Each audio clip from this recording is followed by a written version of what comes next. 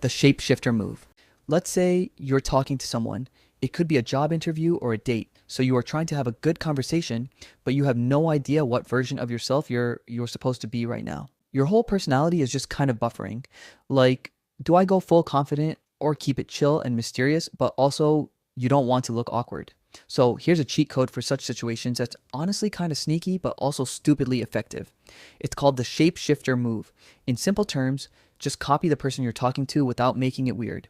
You just sort of match their vibe, so their brain goes, damn, I like this guy, feels like we've just trauma bonded. Just started lie. Let's say you show someone your drawing or your piano skills or your random talent for cutting watermelon cubes, perfectly symmetrical. And they go, whoa, you're like really good. Now here's a cheat code that will make you instantly more impressive, more humble. Instead of saying, I have been practicing it for quite a few years, just smile and say, oh, thanks. I just started. You could have been practicing for 8 years, but in that moment, you just became a casual prodigy. The reason this works is because people love underdog stories. And the second they think you're a natural, you're not just talented, you're blessed. Are they secretly a genius? And you casually go, yeah, I just picked up the pencil last week. Thought I'd give it a shot. And now they're spiraling. Meanwhile, you're just sitting there acting like it's nothing, like, oh, this old thing. Now, obviously, you can't say this. If there's proof you've been grinding for 10 years, then claim you just started because you bought a new mic, but don't use this too often. If every week you're just starting something new and you're weirdly amazing at it, eventually people start asking questions. You don't want to become the person who's always just starting, but clearly living 14 secret lives. Last impression game. You see, human memory is terrible, but we remember last impressions almost as much as first ones. So if the last thing someone remembers about you is you being funny or charming, you win. But if you stay too long, that memory starts glitching. This cheat code only works if your timing is elite. If you're too early, you look antisocial. Gaslight with compliments.